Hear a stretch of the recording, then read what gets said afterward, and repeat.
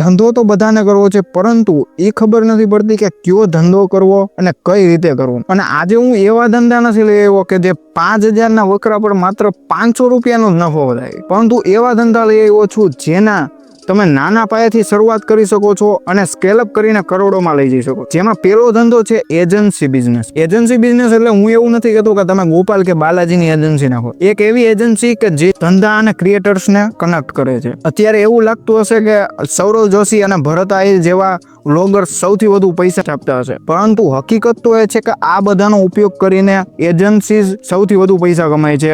જેમ કે સૌરવ જોશીને opera apex managing service provide કરે છે અને ઓપેરા એપેક્સનો 2024નો રેવન્યુ 43 કરોડથી પણ વધારે છે.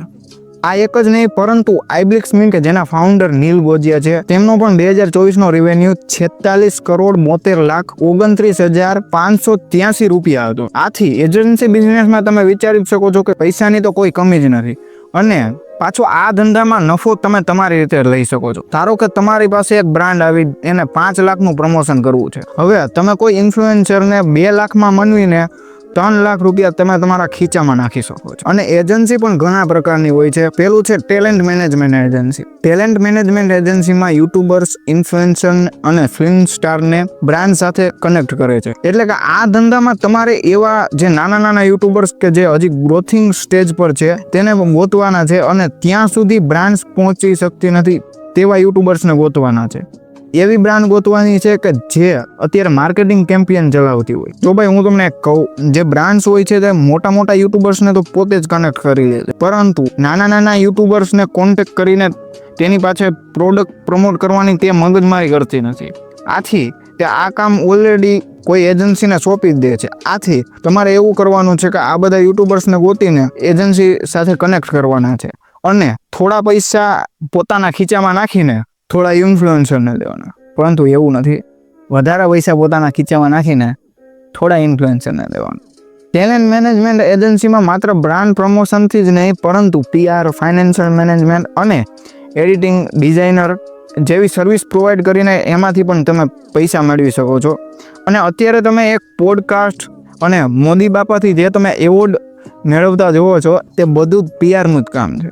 અને PR એટલે કે લોકોની સામે કોઈ માણસને સારો દેખાડવો. અને આ કામ બધા ઇન્ફ્લુએન્સર એજન્સી પાસે જ કરાવે છે, અને એજન્સી વાળાને પણ આના બહુ જ પૈસા મળે છે. આ બાદ તમે ઇન્ફ્લુએન્સરને એડિટિંગ અને થંબનેલ ડિઝાઇનિંગ જેવી સર્વિસ આપી શકો છો, અને તેમાં ફ્રીલાન્સિંગ કે એમ્પ્લોઈઝ બેઝ પર વર્ક કરાવીને તેમાંથી તમારું કમિશન મેળવી શકો છો. એજન્સી બિઝનેસમાં બીજો પ્રકાર છે ડિજિટલ માર્કેટિંગ એજન્સી. જો ભાઈ, સમયની સાથે રહેવું ખૂબ જ જરૂરી છે. અત્યારના જમાનામાં સોશિયલ મીડિયા કેટલું પોપ્યુલર છે તે તમને ખબર જ હશે. આથી ધંધાને પણ સોશિયલ મીડિયામાં લઈ જવું ખૂબ જ જરૂરી છે. પરંતુ જે ધંધો કરે છે તેને આવડતું નથી કે કઈ રીતે ધંધાની એડવર્ટિઝમેન્ટ બનાવવી અને સોશિયલ મીડિયા પર એડ રન કરવી અને લીડ જનરેટ કરવી. તમારે એવા ધંધા ગોતવાના છે કે જેનું અકાઉન્ટ સોશિયલ મીડિયામાં ન હોય. આથી ધંધાવાળા ડિજિટલ માર્કેટિંગ એજન્સીને અકાઉન્ટ મેનેજમેન્ટથી લઈને એડવર્ટિઝમેન્ટ સુધીનું બધું જ કામ સોંપી દે છે. બેસિકલી ડિજિટલ માર્કેટિંગ એજન્સીમાં સોશિયલ અકાઉન્ટ મેનેજમેન્ટ, એડવર્ટિઝમેન્ટ જેવી સર્વિસ પ્રોવાઈડ કરે છે. અને તમારી આજુબાજુ એવા ઘણા ધંધા કે એવી દુકાનો હશે કે જેનું સોશિયલ મીડિયામાં કંઈ અકાઉન્ટ નથી અને તેઓ કંઈ સોશિયલ મીડિયા ઉપર કંઈ કરતા નથી. તમારે એવા બિઝનેસ ગોતવાના છે અને તેમને કહેવાનું છે કે હું તમારું સોશિયલ મીડિયા અકાઉન્ટ મેનેજમેન્ટ કરી દઈશ, લીડ જનરેટ કરી દઈશ, અને તે બદલે તમારે થોડોક ચાર્જ નક્કી કરવાનો છે. પહેલા મહિનામાં તમારે આ બધું ફ્રીમાં કરી દેવાનું છે, અને આ બાદ તમારે ફિક્સ ચાર્જ નક્કી કરવાના છે. તમને ત્યાંથી આવક થવા લાગશે, અને ઇન્સ્ટા પર એક એડ રન કેવી રીતે કરવી તે બધા ટ્યુટોરિયલ YouTube પર અવેલેબલ છે, ત્યાંથી તમે શીખી શકો છો. અને એડ રન કરવાના પણ તમારે એક અલગથી ચાર્જ લેવાનો છે. શરૂઆતમાં માત્ર તમે 10 ધંધાના જ આવી રીતે અકાઉન્ટ મેનેજમેન્ટ કરશો તો પણ સારામાં સારા પૈસા મળશે, અને આ ધંધાને પણ તમે સ્કેલ અપ કરીને કરોડોમાં લઈ જઈ શકો છો. આર્યન ત્રિપાઠી કે જે એડિમાઇઝ નામની ડિજિટલ માર્કેટિંગ એજન્સી રન કરે છે, તેનો ગયા વર્ષનો રેવન્યુ 79.7 લાખનો હતો. આથી તમે વિચારી જ શકો છો કે આ ધંધામાં કેટલા પૈસા બની શકે. એજન્સી બિઝનેસમાં તમારી શરૂઆત સાવ નાના પાયેથી થશે, પરંતુ આને તમે ખૂબ જ મોટા પાયે કરોડોમાં લઈ જઈ શકો છો. આથી એજન્સી બિઝનેસ તમે માત્ર સ્મોલ ઇન્વેસ્ટમેન્ટથી શરૂ કરી શકો છો અને તમારા જે ગ્રાહકો છે તે પરમેનન્ટ જ લેવાના છે, કારણ કે તમે એક સર્વિસ વેચો છો. અને જેમ જેમ તમે ગ્રાહકો વધારતા જશો તેમ તેમ તમારું રેવન્યુ પણ વધતો જશે. અને એજન્સીના પણ ઘણા પ્રકાર છે. તમે એક એજન્સી ચાલુ કરીને તે બધી જ સર્વિસ પ્રોવાઈડ કરી શકો છો. આગલો ધંધો છે તેમાં તમારે ક્યાંય ક્લાયન્ટ ગોતવા નહીં જવા પડે અને તમારી એક રોજની તો ફિક્સ ઇન્કમ રહેવાની જ છે. અને જેમ જેમ વેચાણ વધવા લાગશે તેમ તેમ તમારો ધંધો પણ વધવા લાગશે. દૂધ રિલેટેડ પ્રોડક્ટ, હું દૂધ વેચવાનું કહેતો નથી, પણ દૂધ રિલેટેડ પ્રોડક્ટ વેચવાનું કહું છું, કારણ કે અત્યારે જે દૂધ અને દૂધ રિલેટેડ પ્રોડક્ટ ધંધો કરે છે તેનું નામ અસલી હોય છે, પરંતુ પ્રોડક્ટ નકલી હોય. જેમ કે હમણાં જ એક એવા વિડીયો બહુ વાયરલ થતા હતા કે જેમાં નકલી પનીરને આયોડિનથી આઈડેન્ટિફાઈ કરે છે અને તેમાં રિઝલ્ટ એવું જોવા મળ્યું કે 90% દુકાનદારો જે સસ્તા પનીર વેચે છે તે નકલી જ હોય. આથી તમે વિચારી જ શકો છો કે નકલી પનીરનો ધંધો કેવડો મોટો છે. અને આ ઉપરાંત જે અમૂલ જેવી મોટી કંપની પણ ગુપ્ત રીતે નકલી બટર વેચે છે, પરંતુ અમૂલ પણ આવું કરે છે. આથી હું એવું નથી કહેતો કે તમે નકલી પનીર કે નકલી બટર વેચો, પરંતુ તમે શુદ્ધ દૂધમાંથી બનેલું પનીર વેચો અને તમે એને એઝ અ માર્કેટિંગ ઉપયોગ કરી શકો છો અને તમે તેમાં નફો પણ વધારે લઈ શકો છો, કારણ કે તમારું પનીર શુદ્ધ છે. અને માત્ર પનીર જ નહીં, પરંતુ દૂધથી તો એવી ઘણી પ્રોડક્ટ બને છે, જેમ કે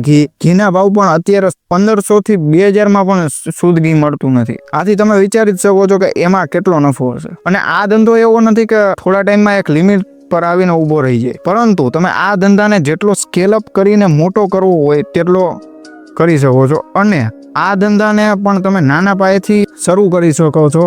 આ ધંધામાં થોડું ઇન્વેસ્ટમેન્ટ જોશે શરૂઆતમાં, લાઈક 1 થી 2 લાખ જેટલું તો ઇન્વેસ્ટમેન્ટ તમારે જોશે જ, પરંતુ આ બાદ તમે ધીરે ધીરે સ્કેલ અપ કરીને મોટો કરીને કરોડોમાં પણ લઈ જઈ શકો. ચોથો ધંધો છે ઓર્ગેનિક. ઓર્ગેનિકમાં માત્ર ઓર્ગેનિક ખેતી થાય એવું નથી, પરંતુ તમે ઓર્ગેનિકમાં પણ ઘણી પ્રોડક્ટ બનાવી શકો છો, લાઈક ઓર્ગેનિક ખાતર વેચી શકો છો. અને ખેતીમાં પણ ઓર્ગેનિક ખેતી કરીને એનું રિટેલ કરીને મોટો નફો મેળવી શકો છો. કેવી રીતે હું તમને સમજાવું.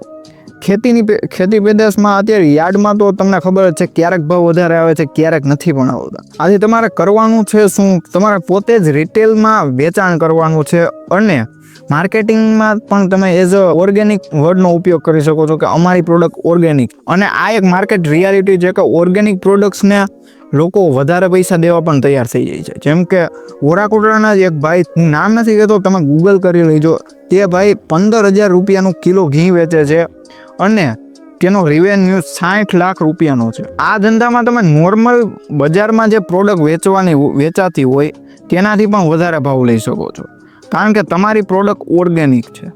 અને એવું નથી કે આ ધંધો કરવા માટે તમારે બહુ મોટું રોકાણ જોઈએ. બાપ દાદાની ખેતી તો બધાને હોય જ છે, આથી તમારે કાંઈ ખેતીનો તો ક્યાંય પૈસો દેવાનો થતો જ નથી. જે બિયારણ અને જે ઓર્ગેનિક ખાતર છે તેનો કોસ્ટ વધારે લાગશે. અને આ ધંધાની ભવિષ્યમાં બહુ જ ડિમાન્ડ રહેવાની છે, કારણ કે અત્યારે જે ખેતી રિલેટેડ પ્રોડક્ટ્સ છે તેમાં રાસાયણિક દવા અને રાસાયણિક ખાતરનો વધુ ઉપયોગ થાય છે. આથી કેન્સર જેવી પણ બીમારી થાય છે. આથી લોકોને ઓર્ગેનિક પ્રોડક્ટ્સ પર ચાહના આથી ઓર્ગેનિક પ્રોડક્ટની ભવિષ્યમાં બહુ જ માંગ રહેવાની છે. આથી ઓર્ગેનિક પ્રોડક્ટનો પણ તમે ધંધો શરૂ કરી શકો છો. અને એવું નથી કે આ ધંધો પણ એક લિમિટ પર આવીને ઊભો રહી જાય, પરંતુ આ ધંધાને પણ તમે સ્કેલઅપ કરીને કરોડોમાં લઈ જઈ શકો છો. આ તો મેં એવું કીધું કે ધંધા ચાલુ કઈ રીતે કરવા, પરંતુ ધંધાને માર્કેટિંગ કરીને આગળ કઈ રીતે વધારવો તે જાણવા માટે કમેન્ટ જરૂરથી કરી દેજો અને વિડીયોને લાઈક કરીને ચેનલને સબસ્ક્રાઈબ જરૂરથી કરી દેજો.